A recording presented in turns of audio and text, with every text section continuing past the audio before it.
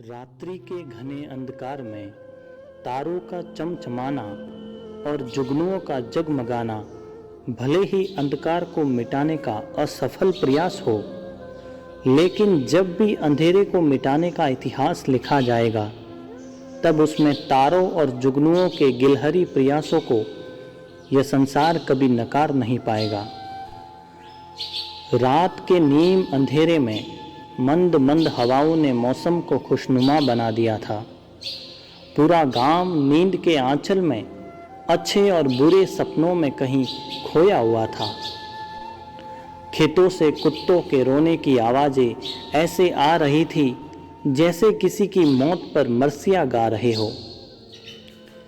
सड़क आगे से दाएं मुड़कर गांव के अंतिम छोर की एक गली तक आकर रुक जाती हैं, जहां कुछ लोग अपने मवेशियों के साथ कच्चे घरों में रहते थे। रात के 2 बज रहे थे और सामने के एक मकान में लालटेन जल रही थी। हवा के एक झोंके ने जानना चाहा कि भला अब भी कोई क्यों जाग रहा है, और वह दबे पांव खिड़की से भीतर पहुंच गया।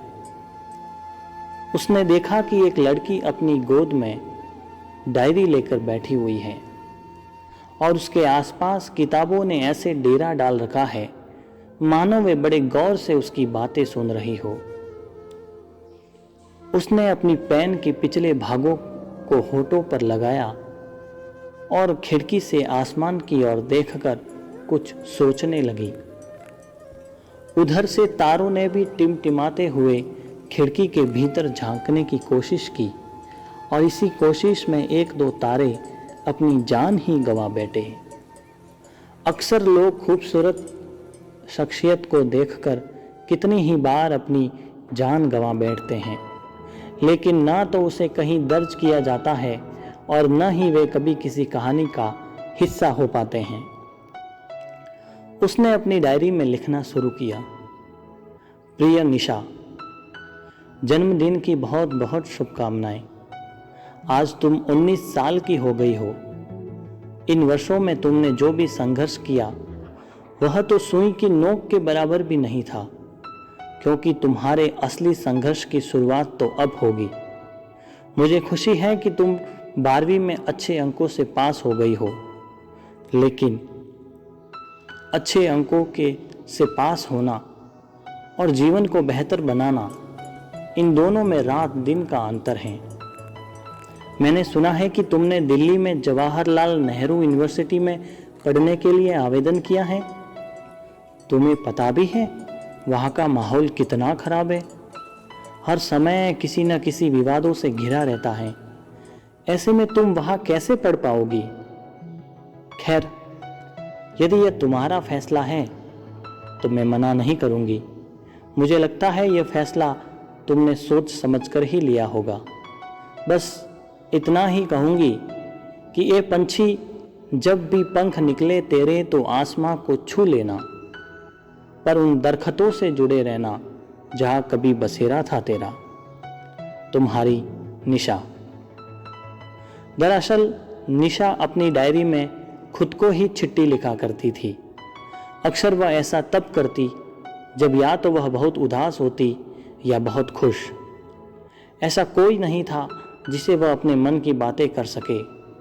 घर में केवल वह और उसके बाबा कालूराम और कुछ भेड़ बकरियों के अलावा सिर्फ एक गाय थी। उसके जन्म लेते ही उसकी माँ चल बसी थी। डॉक्टरों ने कहा था कि कम उम्र में माँ बनने की वजह से वह प्रसव पीड़ा सहन नहीं कर पाई। वह हॉस्पिटल के उस ऑपरेशन थिएटर में दर्द के मारे ऐसे तड़प रही थी जैसे कोई मछली पानी के बाहर छटपटाती है। कालू ने अपनी आंखों के सामने अपनी पत्नी को दम तोड़ते देखा था। उसी दिन उसने यह सोच लिया था कि भले ही मुझे पूरे समाज से लड़ना पड़े, लेकिन मैं अपनी निशा का कभी भी छोटी उम्र में विवाह नहीं करवाऊंगा। वो दिन था और आज का दिन है। इन 19 वर्षों में कालू ने अपनी निशा को कभी माँ की कमी महसूस नहीं होने दी।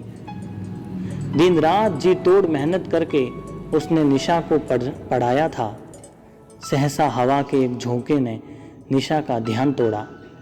उसने अपनी डायरी को बंद किया और किताबों को समेटकर अपने बैग में रख दी। पानी पीने के लिए जब वह अपने कमरे से बाहर आई तो देखा कि उसके बाबा खाट पर सो रहे हैं और रजाई सरक कर नीचे गिर गई हैं। उसने जाकर बाबा को रजाई ओढ़ाई और फिर पानी पीकर अपने कमरे में जाकर सो गई।